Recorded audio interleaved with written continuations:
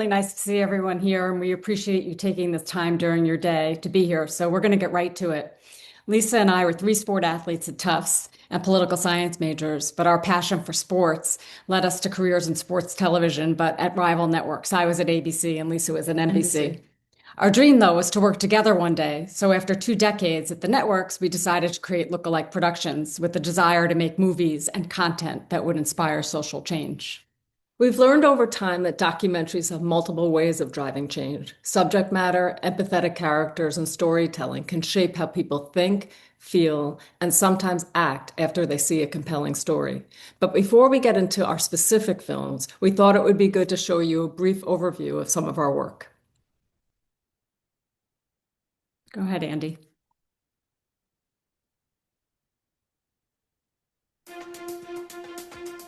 Some partnerships happen over decades. Others are born in a single moment. For filmmakers Nancy Stern-Winters and Lisa Lax, theirs began in the most precise of ways, at 2:41 and 2:42 one September morning. Lisa and Nancy fulfilled a lifelong dream when they created Lookalike Productions and brought along their adopted triplet, Amanda Postel. Together, they've built a roster of films, diverse in subject, but universal in theme. Lookalike simply tells stories that deserve to be told. Stories that touch us, teach us, move us, inspire us, that change minds, change lives, and sometimes change laws. What I would say for people that see Emmanuel is don't say, oh my God, thank God I'm not like him. Say, oh my God, perhaps I could be more like him. He's the sort of person that you like being around. It makes you want to be a little bigger, a little better. The University of Tennessee! Gotta switch it! You gotta switch to cover the three! The doctors diagnosed me with an early onset dementia. I remember the first time that he hit me. She's human. She's flawed. Aren't we all?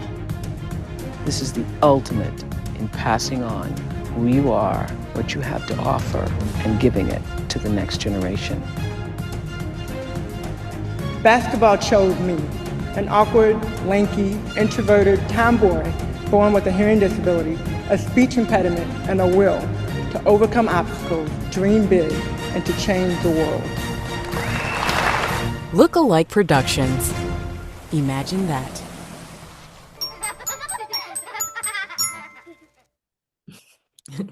Can you guys tell who's 241 and who's 242? She's 241, that's Nancy, and I'm Lisa, 242. And also, by the way, our identical triplet, Amanda Postel, who's mentioned in that little piece, is a fellow jumbo, because at some point in time, we only hire jumbos, and now she's our lead producer and editor. When we were at the networks, our work was seen by hundreds of thousands of people on television during primetime sports and Olympic broadcasts, but never ever in a theater. So when we started Lookalike, one of our goals was to make a movie that would be seen on the big screen. Our first film, Emmanuel's Gift, was about a disabled cyclist in Ghana who wanted to prove a stereotype wrong. Emmanuel was born with a severely deformed leg, and typically children born in Ghana with disabilities are considered to be a curse to the family, and most of the time are left by the roadside to die.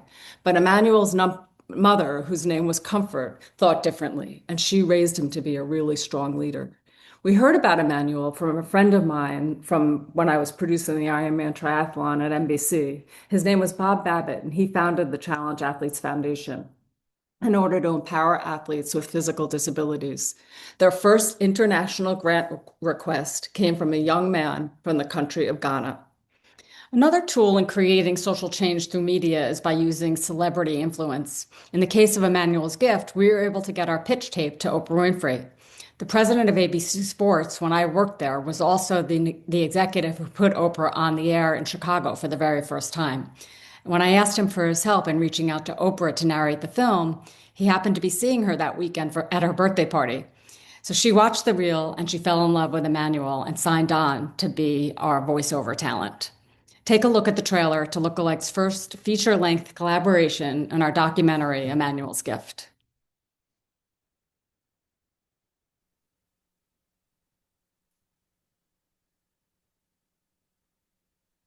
To set a goal is an honorable and noble thing to do. To complete a goal is even more noble. If you're disabled in Ghana, you are a second-class citizen. Emmanuel's mission is to change perceptions. Emmanuel, what you've done here is an example for these young men and women that the sky is the limit. People in this part of the world believe that when a person is handicapped or disabled, they believe that is a punishment from a deity. Maybe when I share my story or what I want to do with them, maybe they can say, good, what you are bringing is a very good idea. The Challenge Athlete Foundation gets grant requests every year. In that grant request, he asked for a bicycle to ride across Ghana and prove a stereotype wrong. Who thinks that way? And it's almost like Forrest Gump, where you see this guy starting running across country and all of a sudden thousands of people are following. So he has transformed so many people. You see the smiles on the faces, and you can imagine what goes on in their hearts. I believe he's not going to limit his influence to just Ghana. He's going to spread his message to the rest of the world. An incredible athlete who has done extraordinary things! Handicapped people have lots of talent and lots to offer. So your voice will be an important voice.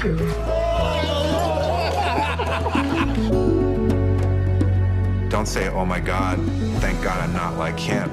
Say, oh my God, perhaps I could be more like him. This is the story of Emmanuel Ofosu Yeboah, who had nothing but gave everything and changed a nation forever.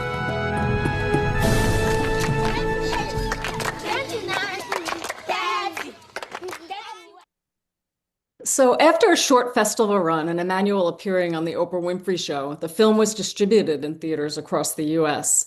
The theatrical release, along with Oprah's influence, raised awareness about people with disabilities and introduced the American audience to an issue that was being ignored over in West Africa.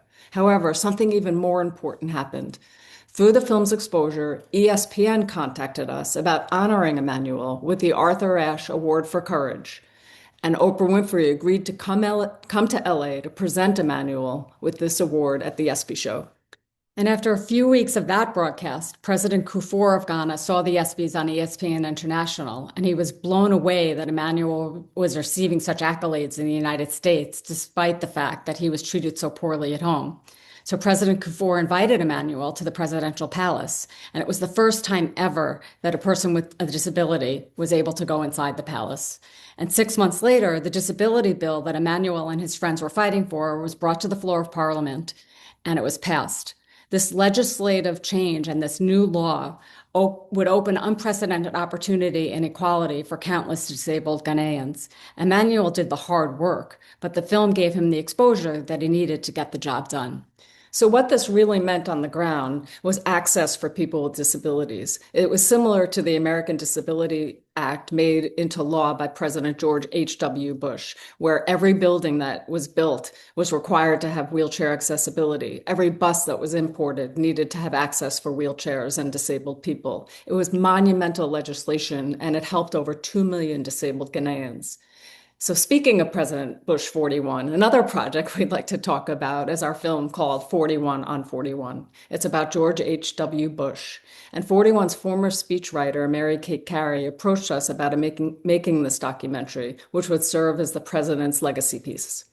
And truth be told, neither one of us voted for him and had to think hard about whether we would take this project on.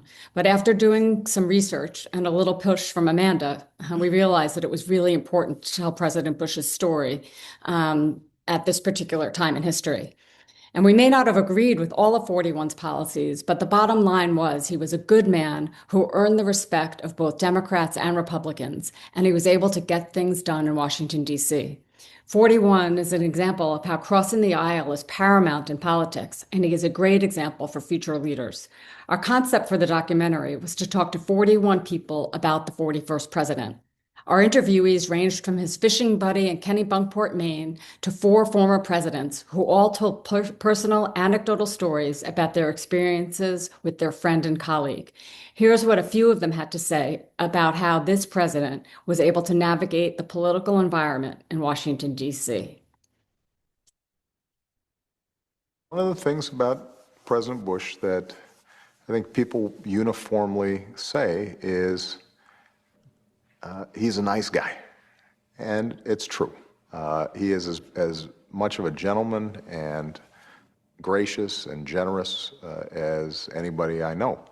So the question is, how do you end up getting to be president of the United States? Because the idea is somehow public service precludes nice people. To my friends, and yes, I do mean friends, in the loyal opposition, and yes, I mean loyal, I put out my hand. I'm putting out my hand to you, Mr. Speaker. I'm putting out my hand to you, Mr. Majority Leader.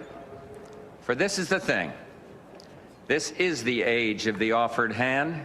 A lot of people don't remember when my dad was elected president, the Democrats controlled the Congress, and so working in a bipartisan way was essential to get things done. And from the inauguration all the way through his 4 years as president, in spite of an increasing harshness of the political debate, he did what he could to build consensus.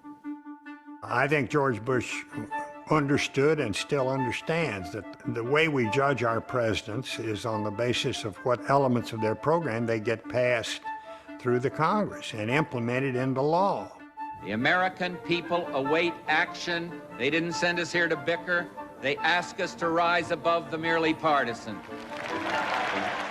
It really is amazing, in retrospect now, to see how successful George Bush was in getting major legislation passed. And let's work together to do the will of the people. If you go back and look at the 4 years that George Bush was president, you will see more substantive, comprehensive, bipartisan pieces of legislation passed than perhaps any 4 years in a long time. He got a Clean Air Act, the Civil Rights Bill of 1990. He worked hard to get the Americans with Disabilities Act passed. People do remember the budget agreement, and that budget agreement was much more significant than people realize. It forced the Congress that worked with his successor, Bill Clinton, to come up with balanced budgets, which really made a huge difference in the economy. He had earned a lot of respect and trust from governors, Republicans and Democrats around the country, and it was an invitation for civil dialogue. The agreement that we get won't be the best deal possible, but in my judgment, it'll be the best deal possible with this Congress.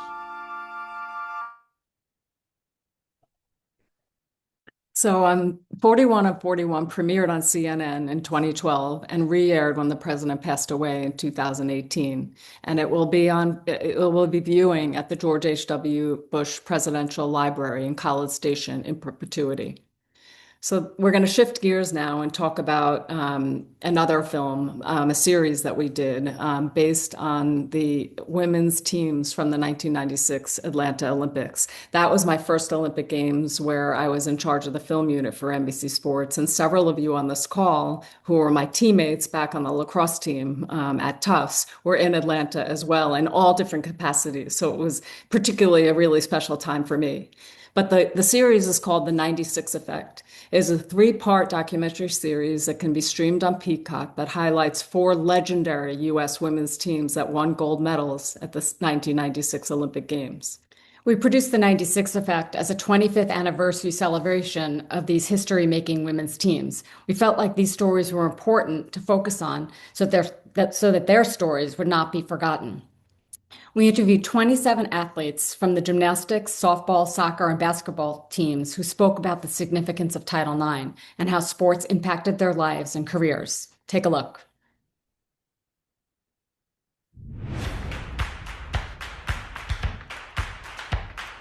Never underestimate a bookworm, a hustler, an introvert, a dork. Jerry Armstrong has won the gold medal for the United States team. Never doubt the quiet ones, the little ones, the big ones, the wounded ones. Never doubt the wild ones. And Richardson will lift one down the line and right. Mia Hamm wins the ball. Watch Hamm. Never dismiss a dreamer, A taskmaster, a workhorse, a fighter, a badass, a badass. And the USA pouring it on here in the gold medal game. Because just as we have, for as long as we've been we will prove you wrong. And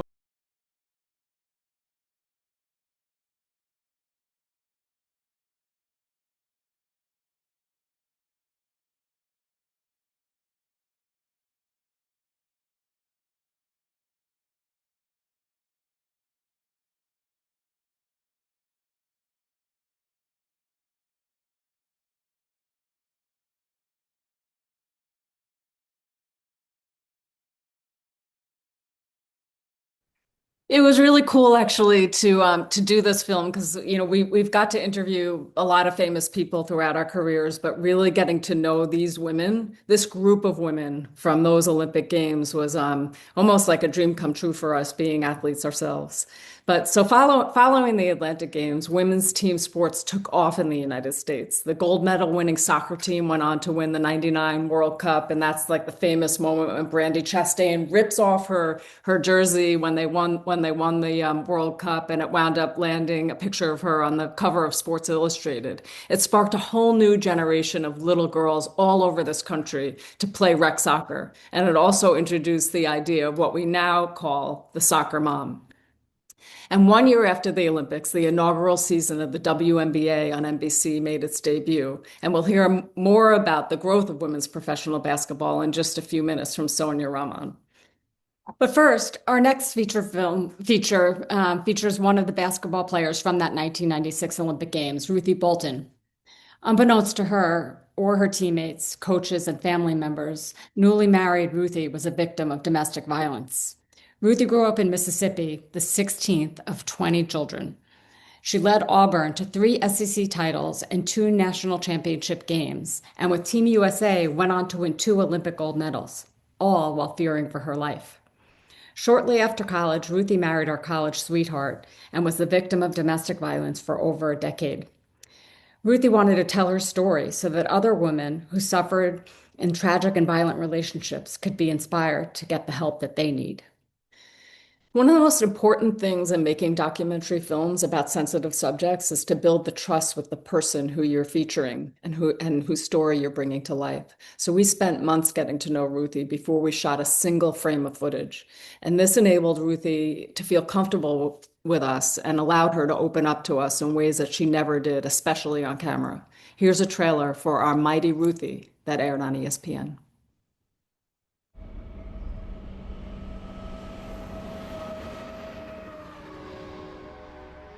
You shall receive power. Never giving up. Amen. You must hold on. Hold on. Be strong. Yes, sir. Amen. Give me your light, Father, your guiding hand.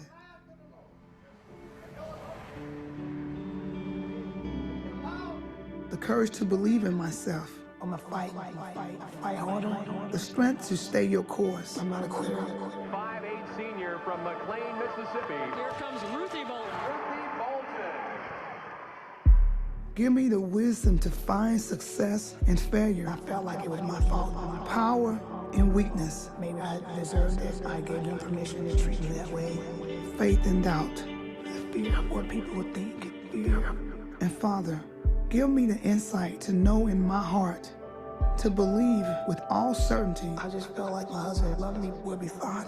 Whether victory is fighting the fight. I knew he had a gun. Do I run? Or getting out alive.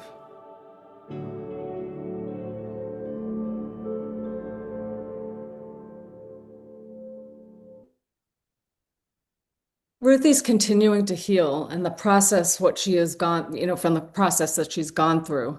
And after a long career in the WNBA with the Sacramento Monarchs, she's become a motivational speaker and a powerful advocate for women around the world who live in fear of their spouses. Another way that films can make an impact is through the education system. Following the theatrical release and television run of Emmanuel's Gift, Emmanuel, Lisa, and I spent a year on the road screening the film at schools and corporate events. We even hosted a screening at the theater in Somerville for the Tufts community, and Emmanuel loves the Jumbos. It's kind of a grassroots way to spread an important message. But on a much larger scale, we partnered with Sesame Workshop to produce 3 primetime specials shortly after the war in Iraq and Afghanistan. Unfortunately, there are countless families with young children that were affected when a parent came home from the war with a physical injury or a traumatic brain injury. And even worse, by 2010, there were an estimated 5,398 U.S. military deaths in Iraq or Afghanistan, leaving almost 4,000 children without a parent. In response, our Sesame Street television special combined real-life personal stories of how families cope with the death of a parent with a fictitious Muppet storyline with characters like Elmo and his friend who had lost a parent too. Television journalist Katie Couric, who lost her husband when her children were young, co-hosted When Families Grieve. Here is a short promo. That's him. Right there? Yeah. Uncle Jack was so funny. Oh, I can see why you really miss him. Yeah, Miss Katie. He was Elmo's favorite uncle. Well, it's so great. At least we can talk about him, right? Yeah. You know, when you're talking to kids about someone who died, sometimes it's hard to find the words. Watch When Families Grieve on PBS to help make talking about this tough subject a little easier.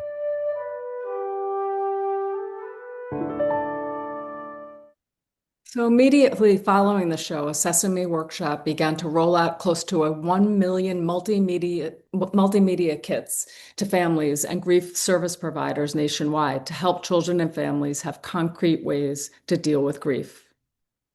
Now switching gears completely to one of the most fun projects we ever did, although we did have fun with Elmo on the set.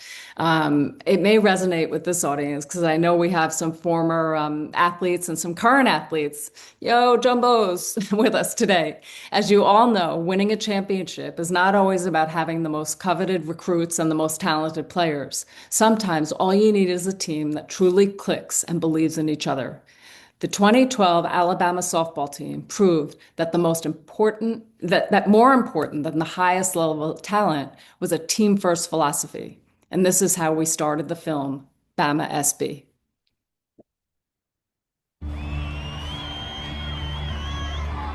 Fight together, let's do it! Together, 1, 2, 3, together! 2009 World Series, we're playing the defending national champions in Arizona State. We're down 2-0, 4th inning, bases loaded, 2 outs.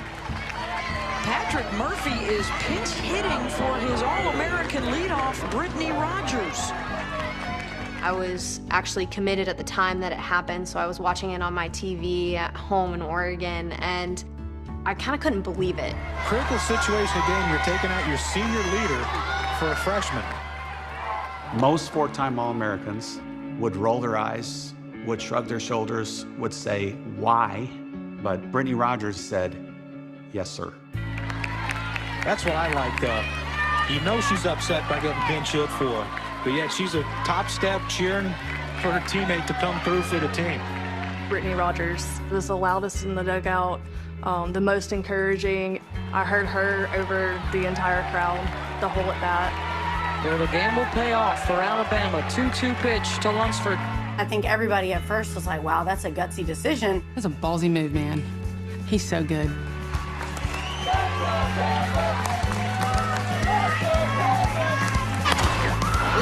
up to left field, back to the wall. She clears them all. The pinch hit grand slam puts Alabama up 4-2, and Patrick Murphy looks like a genius. Grand slam, baby. I still feel the electricity. I still feel it. I was expecting maybe a base hit up the middle, a double in the gap, but an opposite field grand slam at the World Series, it doesn't get any better than that. That was the first moment that I truly believe I saw a team-first mentality, you know what, it's not my time, it's somebody else's time, and I'm gonna go all in. You think about those moments and you say, I want to be both of those people, the player that's playing and the one that's not. That one at-bat changed my whole approach to being a teammate for my 4 years at Alabama.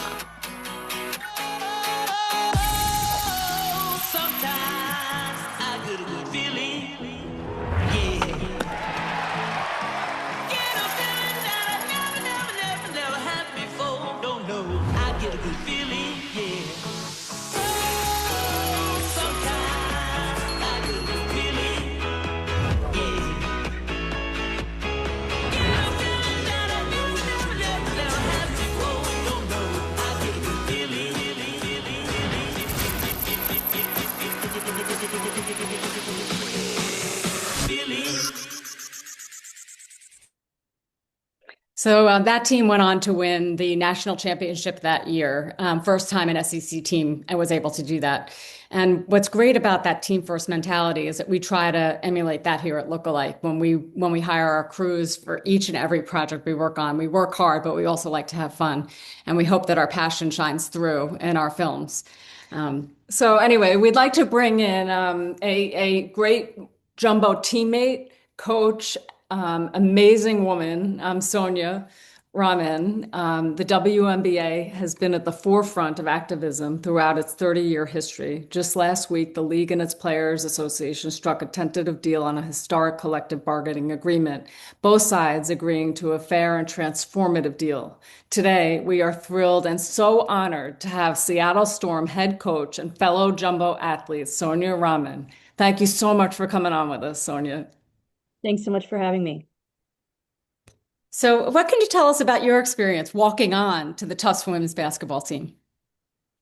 I can say that like Sharon Dolly, our head coach at the time, probably never thought she would see me again after she handed me that packet. Like orientation, walked in her office, asked what I would need to do to try out. She gave me the date, she gave me the workout packet, put me in touch with the captains, and I think if I didn't have like teammates that I became instantly friends with, in my class, it would have been really hard. But went to all the workouts, tried to just grind it out every day and, showed up, tried out, was able to be part of the group. And it just was a life-changing experience. It's such a testament to like people, having opportunities and then what they're able to make of it. But like it's hard to do things without the opportunity. So, very, very grateful to, that coaching staff for seeing that in me and letting me kind of hang around.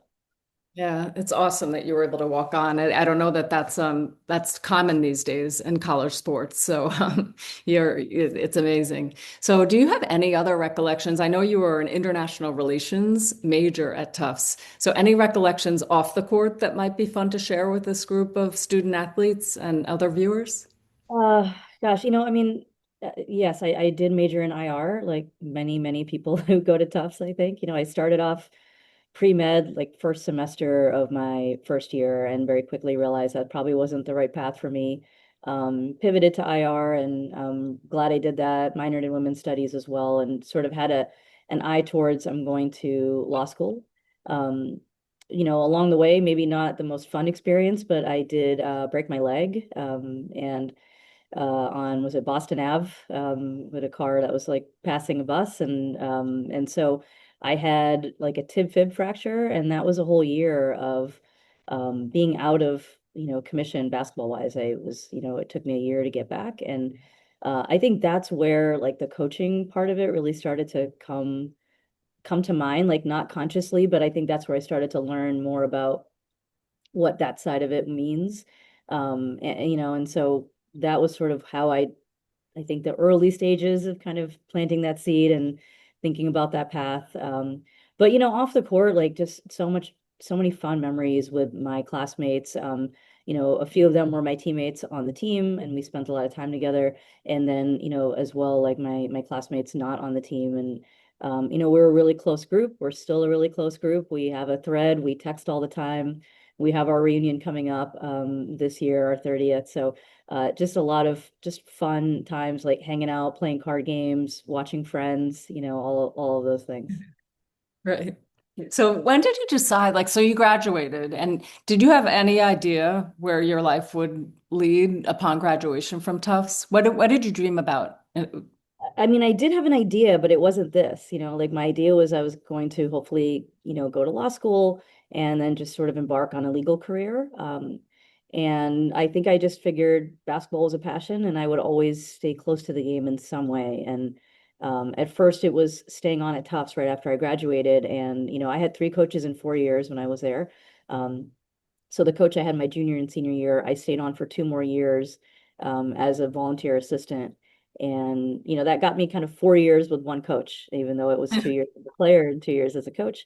I got to have that 4-year experience eventually. And but I was always doing all those things like because it was fun. It was a passion. I didn't think it was my career. So no, I certainly didn't think that things were headed towards, even coaching at a head coaching level at the collegiate level, let alone, turning to the pros and getting to where I am now, it just wasn't something I could have imagined really at the time. Right. So how did you change the decision? Like, what made you change your mind? And like, tell us a little bit where you started off at MIT and where you went from there. Yeah, I went to law school, and so like I mentioned, I coached at Tufts for 2 years. Once I was in law school, I figured like that's it. I'm hanging it up. Like that's putting coaching behind me. Short little 2-year career. But I stayed with Tufts. I kind of just did some scouting for them while I was in law school. So I was like live scouting, and there was a thing called the Bay State Games. It was just kind of like a little mini Summer Olympics, and I coached one of the teams in the summers. And through that, I coached some of the students, the student athletes at Wellesley College. And so the Wellesley College coach needed an assistant, asked me to come in, and I thought it was just a year while they had people on leave, and then I would kind of continue back to my day job, and that would be it. And I stayed on at Wellesley for 6 seasons. So I was working for the U.S. Department of Labor, and then I went to Fidelity Investments. But the whole time I was an assistant coach at Wellesley. And a few years into it, the coach started to just kind of get in my ear of like, this is what you should be doing. This is what you should be doing full time. You could be a head coach, if that's what you wanted to do. And that was probably the beginning of me really starting to think about it. And then the MIT job opened up, and it just felt like that was it. That was the dream job.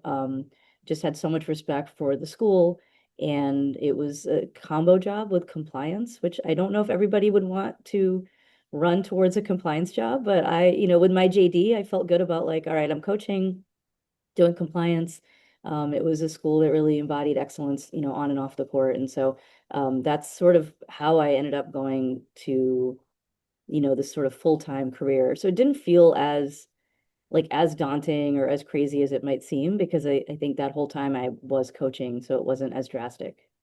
Right, right. Well, you clearly made the right decision to make it a more full-time situation. And then ultimately, you wound up making another giant career switch over to the Memphis Grizzlies. Tell us how that came about and what it was like coaching in the NBA. Yeah, that one felt different. Like that one definitely felt like a major change. In all aspects of my life. I had been living in the Boston area or the suburbs for, a good chunk of time since I moved to Framingham in like the 5th grade. So, I had I had my family there, I had roots there. And so even just that type of a change was large. And then leaving one league for another, I was at a point where I knew the Northeast and Division III women's basketball really, really well. I knew the NEWMAC conference really well. I've been coaching college for 20 years. I felt really good about where I was, and this just didn't feel like at first, the change that I wasn't seeking it out, and I was a little bit hesitant. My wife was, kind of more based out of Seattle, so we were trying to figure out like Boston, Seattle, and it was one of those two cities was where we were going to be, and then all of a sudden Memphis came along. And it was 2020. It was a pandemic. We were in shutdown. I was out in Seattle with Milena, and we were just, watching whatever live games were happening on TV and whatnot. And then the Grizzlies called, and kind of rewinding by a year, I had been in touch with Rich Cho, who's the VP of strategy for the Memphis Grizzlies. He reached out looking for potential hires for my players or alums. So he was looking for, women who maybe had a good STEM or tech background, but also played on the basketball team. And so we stayed in touch because of that process. And then when there was an opening with the Grizzlies, he called and asked me if I wanted to interview. And honestly, I said no. I didn't really think that like it was going to work with Memphis. And I just didn't want to waste anyone's time on their end. I always really like care about those kinds of things. And so I didn't want to do that. And as soon as he said, don't worry about that, you can go through the process, and, whatever you decide is fine. If you want to learn more about it, I was in. I was like, all right, then I do want to learn more about it. I would love to sit and talk with a sitting head coach in the NBA, a sitting GM in the NBA. I'm going to learn from it and I'll bring it back. I don't know if I thought I was actually going to get the job. I just thought it was going to be a really positive experience one way or the other.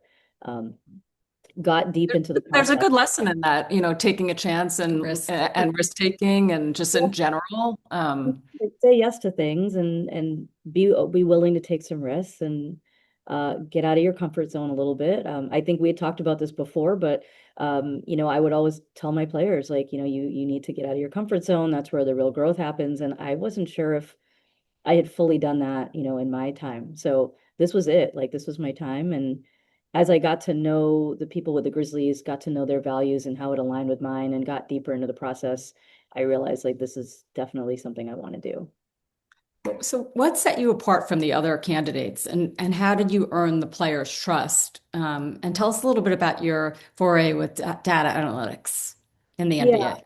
I mean, truthfully, I don't know what set me apart or who the other candidates were, but I think I'm very relationship based. So, and I think that Taylor Jenkins, the head coach of the Grizzlies at the time, is very similar in that approach. So we just really hit it off in that way, talking about how much, like, our coaching styles are centered around our care for players, pouring into them, who they are as people, how do we make them better on the court, but also just help to develop them off the court, and at the collegiate level, it's very clear, like, you have this kind of 4-year proposition, and especially in Division III, you're helping to prepare them for what's next outside of basketball.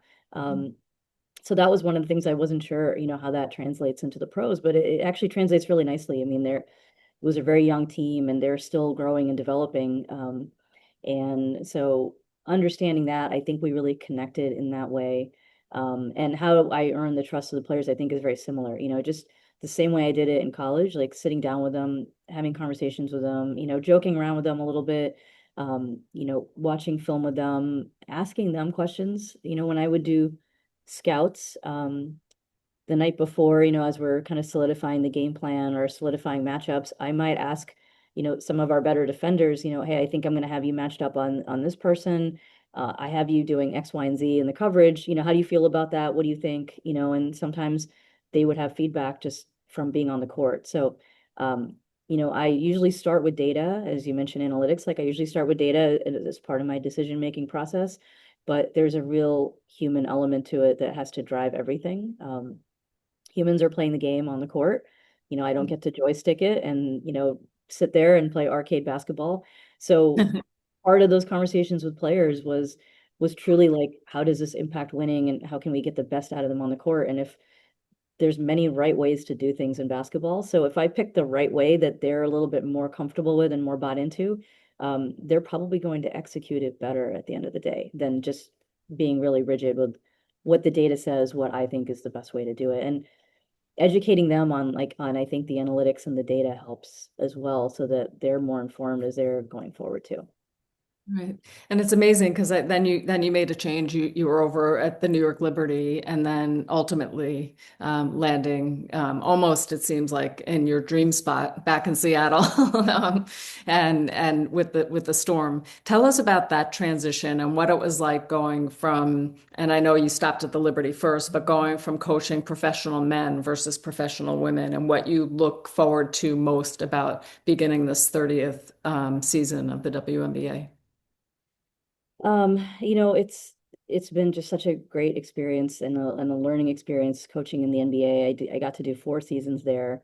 When I like I mentioned, I felt like I knew so much about Division III basketball, and especially the area that I was in the Northeast.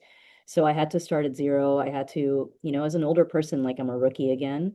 And I think one of the things I really got out of that was getting back to learning, getting back to feeling like that uncomfortable feeling of being a rookie at that point, and that helps me a little bit more, like, relate to the players as they come in and they're learning and they're new. So my experience with the NBA was really great. Like, it's a deep dive. It's 82 games plus playoffs. The data and the analytics and, just like R&D that you have available to you is tremendous, biomechanics, like, you name it. So the league's been around for a very long time. It's very advanced in those ways. There's 30 teams, so you're preparing 29 game plans. And the length and breadth of it is just massive. And I think that was a really great way to just immerse yourself and learn. And then in the W, it was really fun to get back to coaching women, coaching on the women's side, and what my passion had been, 20 years of it. I really enjoy it. Shorter seasons, right? It's 44 games. It's not 82. Smaller staffs, kind of getting back to, like, my D3 roots of, you can wear more hats, you just have to have more responsibilities. even as an assistant coach. And the data, the analytics, they're there. They may not be as advanced and as as big of a sample size as you see in the NBA. So you have to be able to trust your gut a little bit as well. But I think in terms of the players, like they all just want to be great, right? They want to win. They want coaching. They want to get better every day. And so I felt very similar like approaches coaching, these elite players with the Grizzlies and then coaching these elite players in the W. Yeah. I thought you said that the music was better on the W side. What? I did say that too. I really do enjoy the music that I got in my past year. That's my personal preference. I bet many will disagree with me, but I will say the music is better. Yeah. It's interesting. I produced the inaugural season of the WNBA on NBC in 1997, so 30 years ago. And, the game has changed so much that's now, it's on ESPN, Amazon, back on NBC again. The ratings are through the roof. The attendance is through the roof. They just, signed, or they're about to sign an amazing agreement between the league and the players with salaries that are bigger and better than ever. And so it must be such an exciting time for you to enter this league and as be a head coach. And also to be as part of a team that has an entire female, ownership or leadership. Absolutely. I mean, for so many reasons, I just think the Seattle Storm organization is at the top of everything. Their championship approach, like the ownership group we have, our front office, the players. It's just been such a standard of excellence for so long. I really enjoyed like watching those clips that you guys played, the '96 effect. I remember that time and being so excited that the W was about to launch the next year. And now we're entering our 30th year, like you mentioned, landmark deal, with this new CBA that's, kind of being finalized at this point. And this is going to set players up for future generations. This is monumental and historic and very exciting to have players, in the league work together to get this done. Is huge. So yeah, I'm really excited. It's a tremendous league. It's a tremendous organization that I happen to be fortunate to be a part of. And just it can't be more excited, really. Well, Sonia, please know you have jumbo fans all around the country, here in New Jersey and elsewhere, and we'll be rooting for the Storm. And I think, Julie, it's probably time to open it up for questions and from our audience. And so we'll stick around for a little while more and hopefully engage with everybody.